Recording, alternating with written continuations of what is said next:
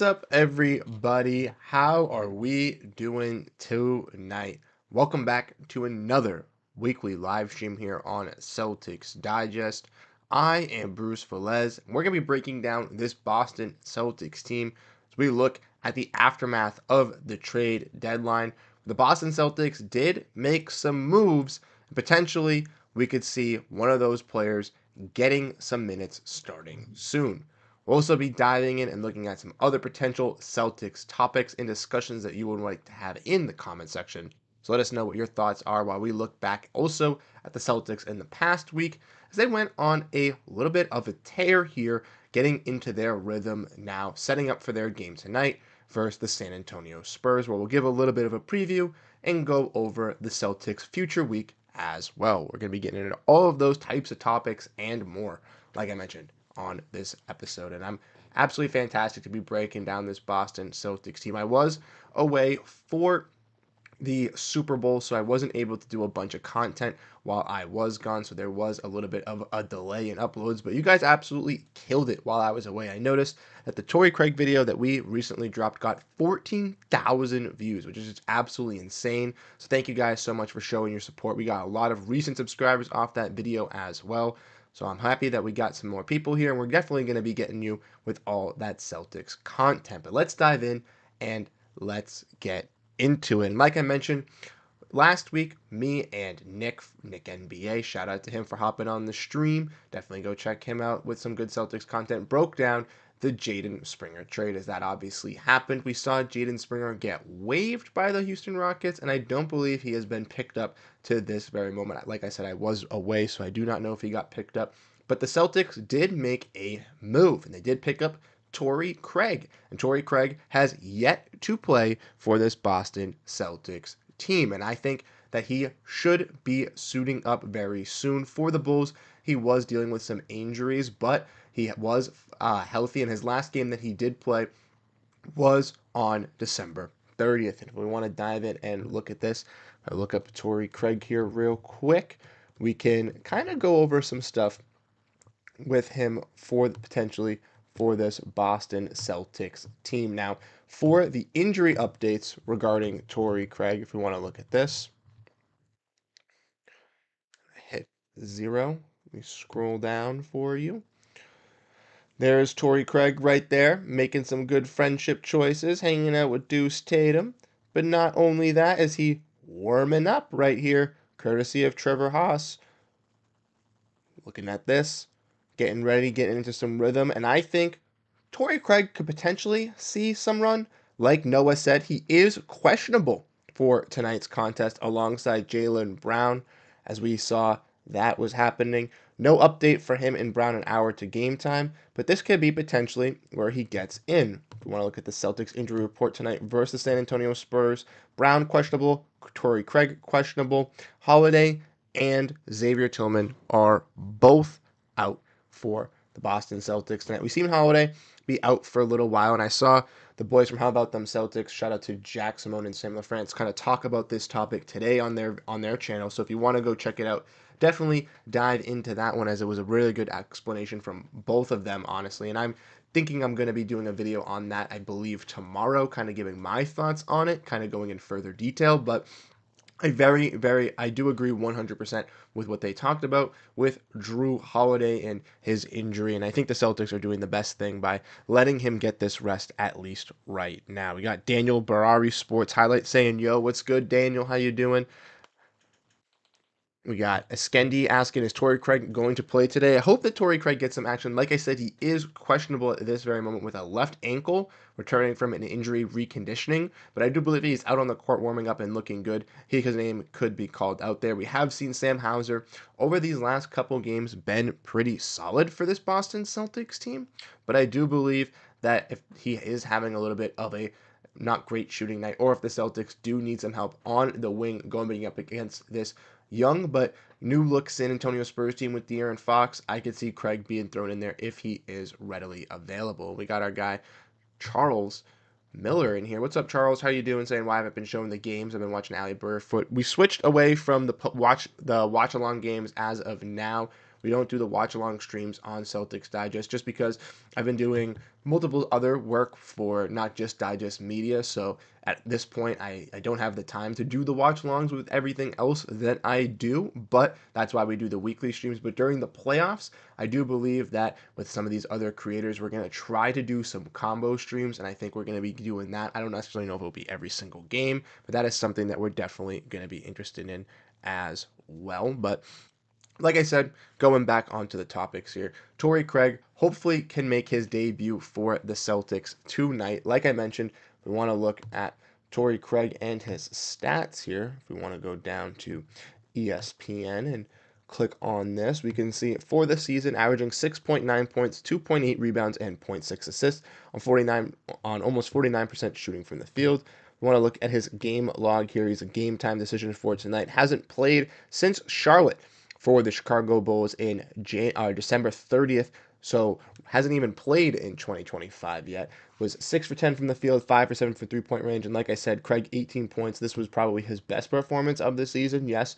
But he can produce and he can do these types of things versus some teams. Versus the Celtics here, you can see in 13 minutes he was 4 for 6 from the field, 3 for 5 from 3-point range with 11 points. This is a type of game where Brad Stevens sees, all right, the Celtics obviously win. Torrey Craig kept them in this game. That's a guy that I really, really like. And for a cheap tradable contract, we can definitely get him. And once he hits the buyout market, that's the man he's calling. That's the guy he's going to get. Like I said, I hope that we get to see Torrey Craig in tonight's contest, but I do not know if we will. But I am hoping that his debut does come through fruition because, like I said, I personally have been preaching alongside Rob Version and other people in the Discord that he could be a valuable 3-and-D asset for this bench that was needing some help with their lackadaisical scoring. Now, we have seen in the previous week, which we'll tap into a little bit here, talking about how they have gotten that offensive rhythm back. They have, really unlocked defensively a little bit as well in some of these contests. But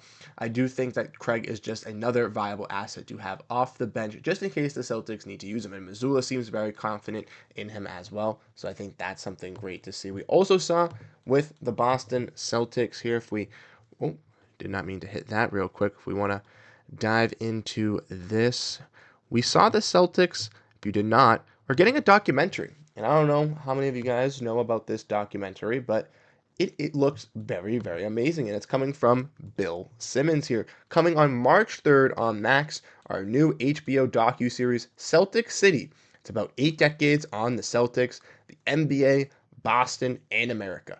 I'm an EP. Find it on Stream Max on March 3rd. I swear we didn't pick that date because of Larry. Here is the trailer.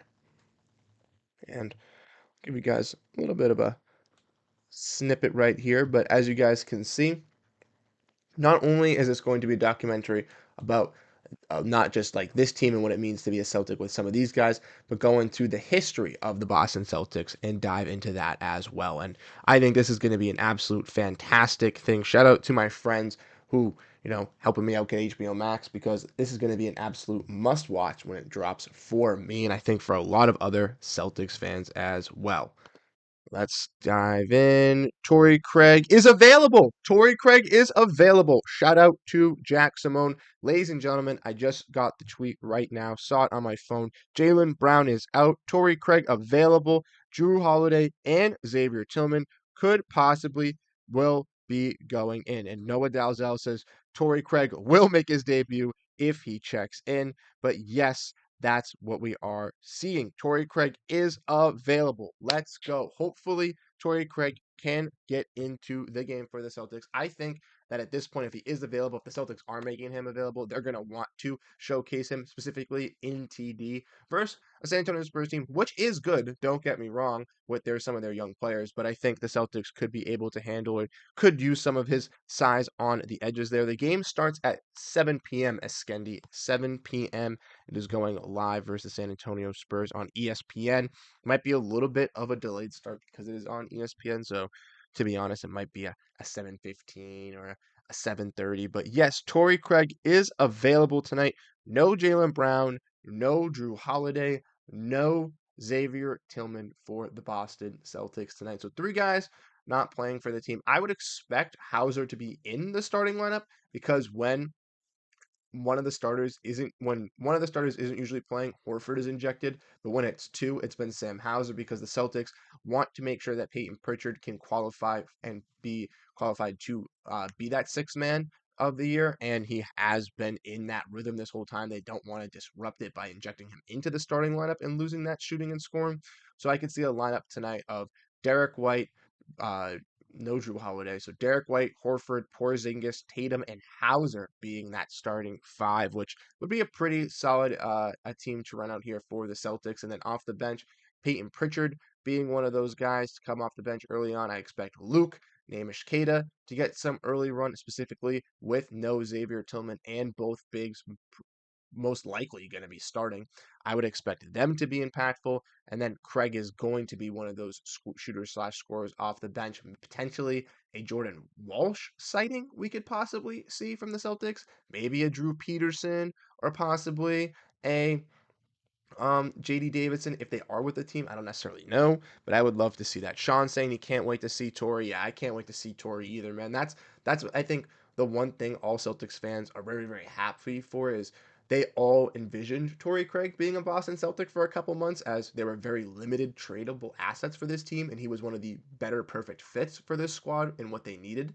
And I think that now that he's finally here, a lot of fans are going to be excited to see what he can bring. And if he is obviously thrusted into this lineup, like I said, they are without three guys tonight for the Boston Celtics. So when they're without three guys, that's a little bit harmful for their depth, as you know, guys like Shireman and Jordan Walsh don't necessarily get that much playing time, but we'll have to wait and see how much minutes Torrey Craig can get, and I think he will get some minutes. Torrey, as Askendi is saying, Torrey Craig will going to play. This will be a good game. I can feel it. That's what I'm saying. I think he's going to be playing by the end of tonight. But that gets into this Celtics team. So let's look back at this week here from the Celtics as we saw a very solid week from this team on our standards. Maybe didn't get off to the hottest start here, but I do believe that the week was very, very solid in my eyes. Like I said, coming off a week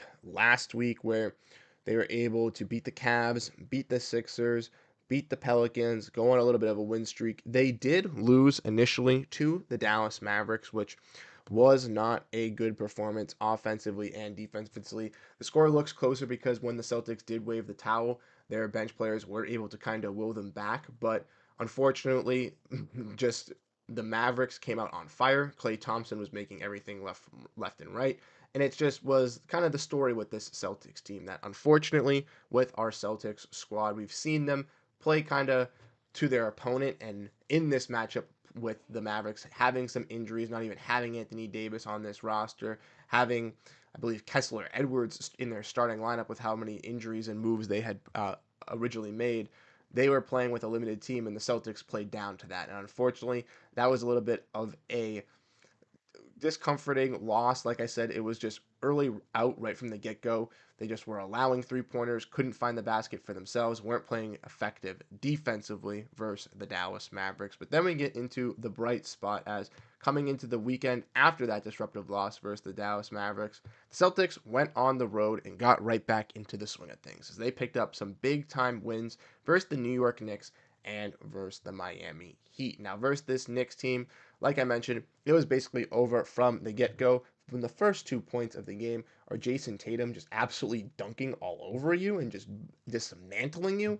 You know you are in for a rude awakening. And Jayson Tatum came into MSG and absolutely erupted for 40 points, like I mentioned, 6 rebounds, 4 assists, 50% from the field, 50% from three-point range with a plus 8 just absolutely incredible. Luke Cornett, once again, 100% from the field, 12 rebounds, plus 21 with 14 points, and being that effective big, doing what he is tasked to do always. Derrick White had a very effective game. Jaylen Brown had a solid game as well, 12 points. Not the best for the Boston Celtics, but necessarily they didn't need him to step up and deliver when they have other guys contributing, specifically when Peyton Pritchard is absolutely showcasing why he deserves to be Sixth Man of the Year with a 25-point game with a plus 29, 6 for 8 from the field. And even though the stat lines doesn't show it realistically for some of these guys, Sam Hauser a plus 13 with only 5 points, and Keita a plus 12 with 11 and 8 is just beautiful to see against a New York Knicks team, once again, who doesn't have the best interior defenders. Absolutely feasting on guys like Karl-Anthony Towns and Precious Achiuwa makes them look like they can absolutely handle the New York Knicks when they match up against them in the playoffs and when things actually start to matter. And that's why I don't understand why some Celtics fans are freaking out and getting all discombobulated when this Boston Celtics team loses some games. Unfortunately, it's just how the cookie crumbles. The Celtics are not going to be 82-0, and I personally believe the big crux of last season was that they needed to be that top tier to prove to everyone that not only were they a good regular season team with the moves made, because a lot of people questioned Kristaps Porziņģis and Jrue Holiday and how they would be impactful for the Celtics team, but not only that, but by dismembering and dismantling every opponent that they ran into, they needed to take care of so that they could showcase to the league that they were dominant. Even though the league still claims that they didn't deserve that ring and that it still was a baby ring, we all know that they fought hard, they overcame obstacles, and they 100% deserved that. But for the Celtics going into this season, I ultimately do not believe that they need to be the number one seed in the Eastern Conference. I think that if Cleveland is the number one seed at the end of the day, the Celtics can still come and claw out of this Eastern Conference with ease and win in 6 games due to the fact that the durability and endurance that this team has instilled within the last postseason run that they can carry over. Now, obviously, these guys are a little bit older, and we've seen with the age of guys like Al Horford and Jrue Holiday, it kind of kick into this season compared to last. But ultimately, I do believe that with this core of this squad and with the additions that they have made and with guys willing to step up, knowing the Celtic culture, they will be able to handle anyone in the Eastern Conference with ease. And we saw that with them dismembering the New York Knicks, one of the teams that is argued as their best matchup opponent wise, one of their teams that has one of the better guys to go up against. Now, obviously, the Knicks had some injuries as well, and we all know that, but that's the thing that we love to see. When it's fully healthy, when it comes down to it, I do believe the Celtics could beat the New York Knicks, and who knows what kind of things are going to run into it. But I think in the Eastern Conference, the only thing stopping the Boston Celtics, regardless of where they finish in the Eastern Conference, is how healthy they are throughout the playoffs. We got one comment here from Justin Chapin saying, I'm glad we didn't do a ton at the trade deadline. And Brad Stevens, we trust. And that's the real sentiment here. And Brad Stevens, we trust 100% that this team is absolutely set up to do something. And I'm glad that he didn't do anything massive either. I do believe that going into next season, obviously, with the team possibly being sold, obviously it's not going to be, initially bought by an owner and taken over. It's going to take a couple seasons to get done. But with that being in the process, the offseason, like Sean just said, is definitely going to be interesting. We'll have to see and evaluate how this team finishes. But like I said, I still think that this squad is going to be a top tier one in the Eastern Conference. I think, in my honest opinion, they make the finals. And going into the NBA Finals, there's only a few teams out west that truly do scare me that I think could stop this Celtics team. Obviously, the Thunder are obviously a great team as well. I believe that they're going to be the best matchup for the Boston Celtics, and Thunder Digest creator me and Bryson and I have talked about this matchup potentially. I do think that the Nuggets, with their interior presence with Nikola Jokic, could definitely be a big stopper for this Boston Celtics team. We'll have to see if the Nuggets' durability can get them there. And ultimately, I think an underdog team that could really be interesting would be the Memphis Grizzlies, as they have that nice defensive culture. Ultimately, I think the Celtics would overpower them with their Memphis Grizzlies having some youth and having some not great playoff experience. But if Memphis is a dark horse in the Western Conference, I could see them matching up pretty well against the Celtics. But ultimately, I think the Celtics team going into this offseason, regardless, is going to have questions about this roster, but ultimately they will make the right decisions. And like Justin said, in Brad Stevens, we trust. But let's get to the next game here as we dive in and look at the Miami Heat, as this game happened on, I believe, Monday night. Yes, Monday night when the Celtics took on the Heat. And once again, ladies and gentlemen, just another great performance from the Boston Celtics. A little bit of a slow start, obviously, only scoring 18 points, but bouncing back, getting 34 and 36, absolutely dismantling the Heat, making sure nothing could go their way in those quarters, set them up to get the big time W. Tatum, 33 points once again, Not the greatest from three-point range, obviously shooting 30%, but still pretty solid with 8 rebounds, controlling this game. Sam Hauser was a huge X factor, and like I said in our video yesterday, talking about Sam Hauser being a hidden gem for this Boston Celtics team. When he steps up and delivers into the starting lineup, he comes out on fire. And I'm hoping to see if Hauser is in this starting lineup for the Celtics tonight with no Holiday and Brown, and I do expect him to be integrated into that lineup with Horford. And if he is, I'm very, very excited to see how great he looks, because if he puts up another performance like this, that only proves that when Sam Hauser is in the starting lineup, he is a part of that stay ready movement from guys like Kata, Cornette, and all that, who are ready to go when they take that starting lineup spot. And not only does it the stay ready group come into for fringe bench players staying ready to get into the game, but those bench players staying ready for their starting lineups roles to also deliver for this Celtics squad. We also saw Al Horford have 16 points, and Al Horford over these last couple games has done pretty solid over these stretches here. I remember, I think it took a little over a month to get 2 games where he got over 10 points. And it's not like we're seeing the Al Horford from last season where he's getting games consistently with 5 or 6 threes here and there, where he's been able to carry the Celtics team from the three-point land offensively. But it is still nice to see those flashes and shades of Al Horford from last season in these sporadic moments, and specifically when the Celtics need them most as well. Porziņģis, another mismatch for this team, 17 points. Porzingis has been getting a little lethal from three-point range. Not the greatest in this Heat game, as he was 1 for 6. But like I mentioned, Porzingis has been effective from 3 over these last couple performances, so it's something that I like to see. Unfortunately, Pritchard didn't have the greatest shooting game, but with 10 rebounds and 8 assists and a plus 17, you're not knocking a 5-point, 2 for 9, 1 for 8 3-point shooting performance, because you're giving him all the flowers for all the dirty work that he is bringing out for this Celtics squad. Like I said, I'm very excited to see what this Celtics team can do. A lot of Celtics reporters are tweeting that they're thinking Torrey Craig is going to get a debut tonight. So I would very, very like to see Torrey Craig get a debut game here for the Celtics as well versus the San Antonio Spurs. But like I mentioned, in last week's prediction, I believe Nick and I said 3-0 or 2-1. I kind of figured that they would lose one game, so I went 2-1, I believe, and that's what the Celtics went. I'm very excited to see that, and I'm excited to see what they can do for tonight's contest as well. And thank you, Justin, for the W, Bruce. That is, I appreciate it. Let's see. Okay, you can. Some things I can't control. Anyways, let's look at the Celtics schedule here as we dive in and look at the Celtics for the future. Like I mentioned, last week we went over them going 2-1. This week they got their game tonight versus the San Antonio Spurs, which is going to be a very interesting one. Victor Wembanyama in town, Chris Paul. I really wanted to go see this game. Fortunately, unable to go see it, but hopefully next year I can see CP3, depending on what team he is on, if he is not retired. Then they got Thursday versus the 76ers.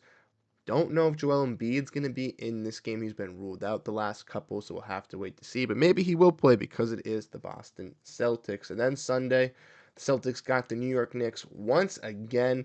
New York is now coming to Boston, which will be a very interesting one.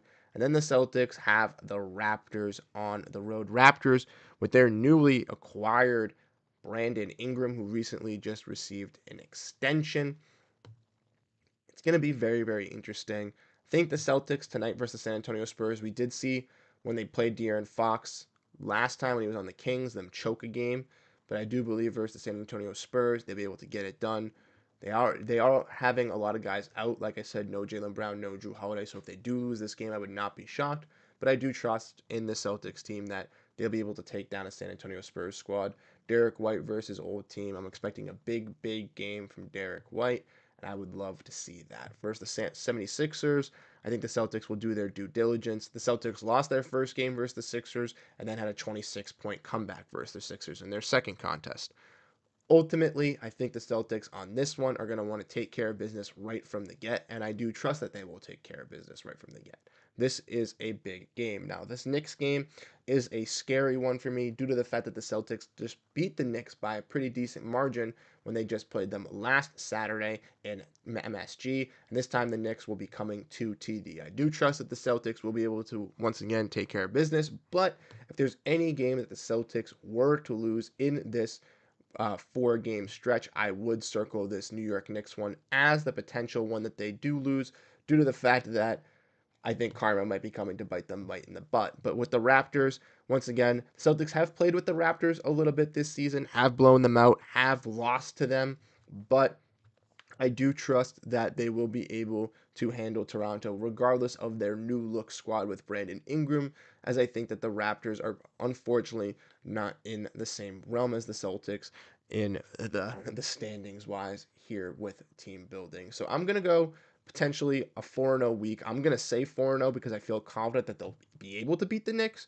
But if they do go 3-1, this would be the game that I say they would lose. Now, they lose another game or lose other multiple games, then that is bad on me, and I had bad judgment, but that is my honest prediction. And before we get into the kind of last topic here of the stream, we got Sean asking a question here, asking, is Jrue a serious injury, or is it just a lingering thing and precautionary? And I looked, video came out by Jack Simone and Sam LaFrance earlier on how about them Celtics, kind of going into detail on this, and no one realistically really knows what it is at this very moment. Jack said in the video that Jrue, when he asked Jrue about this, his injuries this season, he just basically said, like, I'm just getting older, and that's just, I think, what it kind of is happening. I don't necessarily know if it's a serious thing or a lingering thing or a precautionary. Their both bets were that Sam, I believe, said that it was something serious.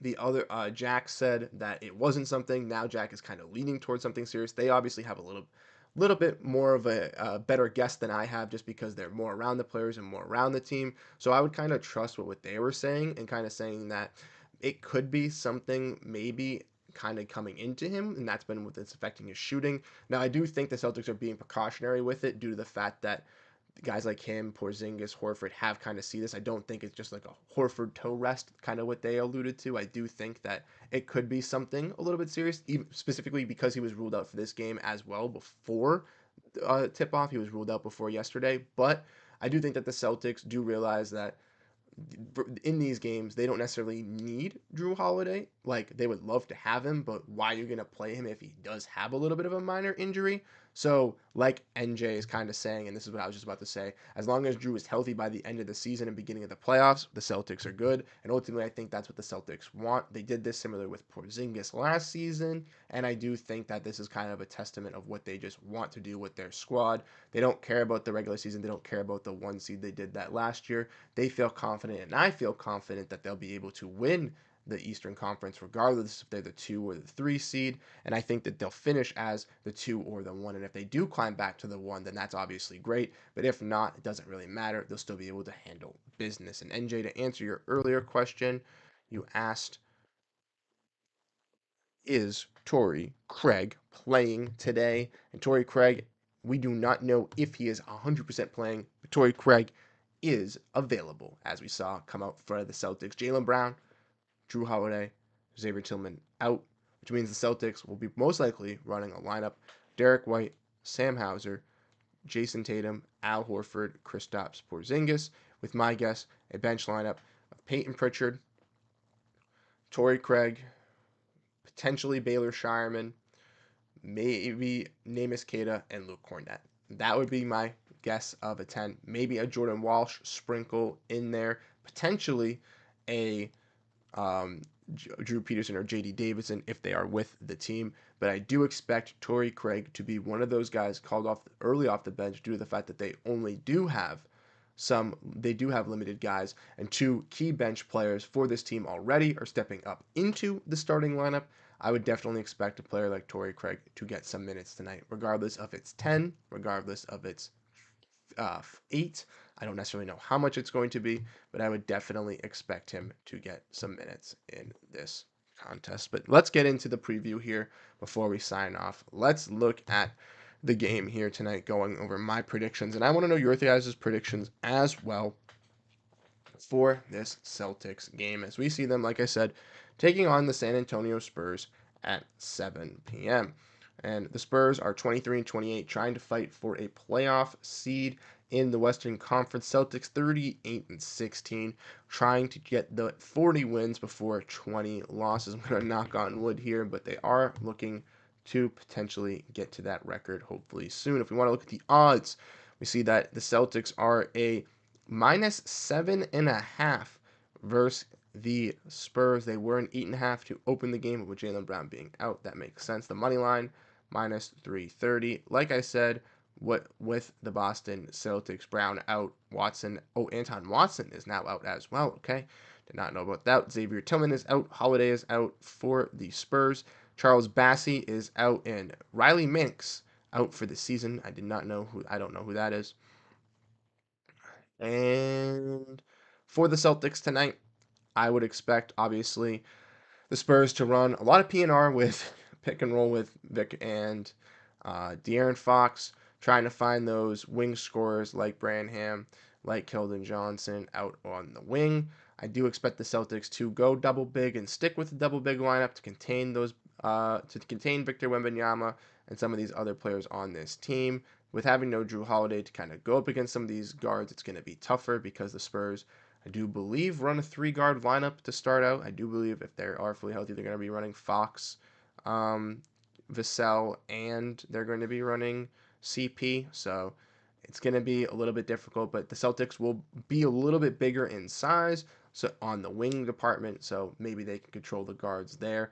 I would expect a big game from Derrick White playing against his former team, the San Antonio Spurs. I would love to see a big performance out of him where he's been able to go nuclear, because we've seen off of the recent kind of stretch him be able to be successful for the Celtics team, and I do feel like that is still in the cards.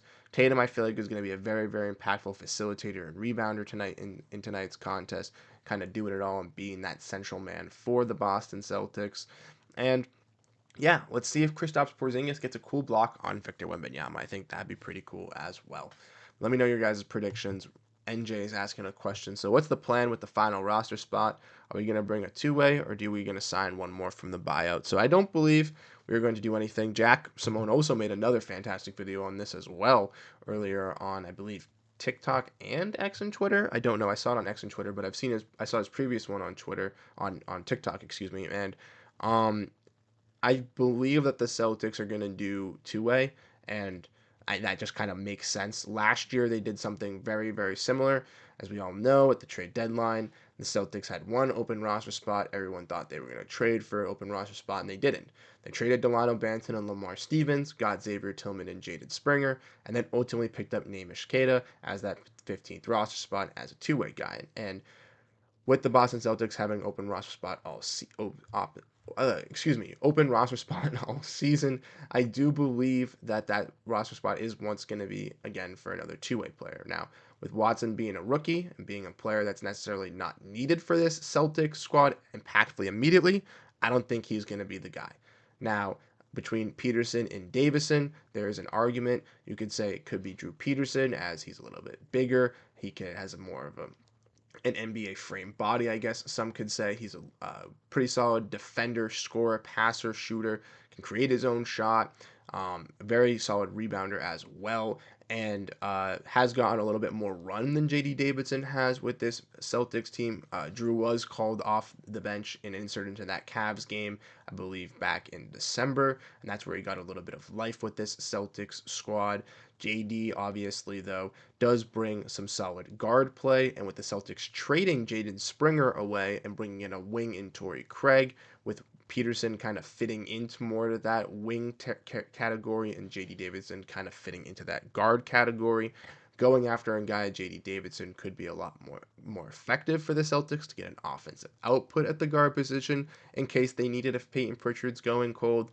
JD Davidson has also, been shattering Maine Celtics records, becoming the all-time scoring leader, becoming the all-time steal leader, and has just been so successful for the Maine Celtics and as a two-way player getting drafted by the Celtics team, that he ultimately deserves that opportunity. And if you've been a fan of the channel or know who I am, you know that I've talked about JD Davidson as a player that definitely deserves that shot. He's not only came into the draft as a pretty solid defensive guard who could play make and could, score at the basket, but needed to develop an outside shot. And what does he do? He develops that three-pointer over the last couple of seasons and has been pretty consistent from three-point range, not only just for this not only just for this Celtics team and Maine, but also in the steps that he has gone to grow and show with the Summer League and with the preseason. And those are things that you love to see from a two-way guy. Now, with JD as well, it is his final year that he can be on a two-way contract. So I think that is kind of the nice thing to do if you are the Celtics, is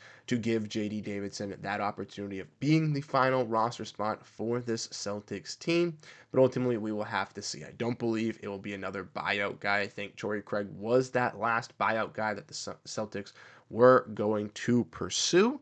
And I think they needed another wing, and they felt like they needed another wing. Maybe they tried to trade Springer for Craig and try to get something done, but nothing possibly could get done. So once they found out Craig was available via waivers, they were just like, all right, we're going to trade away one of our players to be able to get that guy. Because, like we said, the reason they didn't get Lonnie Walker is because they had Springer on contract and they didn't want to go into that luxury tax. The Celtics saved luxury tax by trading Springer. So by converting a two-way player as well, it will be very, very solid to it'll be very, very solid by rewarding that player, but also be a little bit cheaper for the Celtics as well. Skendi asking, good sir, what do you think about the HBO Celtics in March 3rd? I'm very excited. I went over it a little bit earlier in the stream. I don't know if you were here or not, but I'm very excited for this show. I recently just got HBO Max. Shout out to one of my friends. So definitely going to be watching that when it drops. I think it's very interesting to figure out about the Celtics history, and it's like we said, the Celtics are one of the most, if not the most, enriched basketball history team in the NBA, competing probably with the Lakers. So it's going to be very, very nice to see what happened back in the day and hearing stories from those players to then seeing what that means for these guys. Because I know myself, I understand what being a Celtic is all about and Celtic pride and what it represents on and off the court. But for a lot of other NBA fans and other franchises that don't, this is going to be their true understanding of what it means to be a Celtic and why it means so much to some of these players. And Justin saying he's liked JD Davison since the draft. Yeah, Davison has been very, very solid. I'm very excited to see what he can do for this Celtics team. Like I said, I think he deserves an NBA spot. I've been calling for him to get an NBA spot. Even if it's not with the Celtics team, I just want him to be able to showcase those skills. But we'll have to wait and see. Like I mentioned, JD Davidson potentially could be getting that work, potentially could be getting that last final spot. But it could be Drew Peterson, could be Anton Watson. Ultimately, whatever Brad Stevens does decide to do, I fully do trust in him, and I think the Celtics will make that executive decision. I do think they will have 15 at the end of the roster just so to have a little bit of injury insurance going into the playoffs, maybe depending on what the second half of the season does look like, or potentially on what the Boston Celtics need injury protection wise, could determine who they do bring up or if they do go the buyout way. But I do believe that it will be a final two-way spot, similar like Namish Cato last season. And I do believe that the most deserving is JD Davidson. So I would ask for Brad Stevens to make that move. But I want to say thank you guys so much for tuning into this weekly live stream here. I know some people are kind of flooding in now because the game is kind of getting closer, but we do go live here on Celtics Digest at 6 p.m. every Wednesday, going over the Boston Celtics, the potential future weeks. Last week, in a nutshell, breaking down any questions and anything like that. In this episode, we broke down the Torrey Craig signing. We broke down the HBO documentary series coming out for the Boston Celtics. We also look ahead as Torrey Craig does look like he'll be making his debut for the Boston Celtics, as the Celtics do not have Xavier Tillman, Jrue Holiday, and Jaylen Brown tonight. So I do expect Craig to be a viable piece off the bench for this team as they take on the San Antonio Spurs. I do want to say thank you and shout out to everyone that was in the stream, as it was absolutely fantastic. You guys absolutely mean the world to me. And if you do enjoy the Boston Celtics content that we provide here on Celtics Digest, to make sure to hit the like button on the stream. Let us know your thoughts down below in the comments and hit that subscribe button, as we just hit 6,000 subscribers recently. With our recent video, we've gotten a recent surge of new subscribers, new viewers, and I do appreciate every single one of you. You got any thoughts, comments, video ideas, let us know down below in the comment section. And like I said, we're going to be coming out with these streams every single week, Wednesdays at 6 o'clock. We go live depending on how many people, depending on active, could be a little bit longer, but at least from 6 to potentially 7, Cutting it a little bit early today, but like I said, you guys have been fantastic. Thank you guys so much for tuning in. Thank you so much, Justin, for being appreciative and being here. Once again, I appreciate you guys. Like I said, Horford and Hauser getting the starts. That's your little bit of a sign-off tidbit information. Expect some Craig minutes. Hope he plays well. We will have a post game coming out once this game drops. So if Craig does go off and he plays good, expect to see something and some good highlights. Once again, thank you guys so much. Catch you guys in the next one. Have a great rest of your night and go Boston Celtics. Peace out, everyone.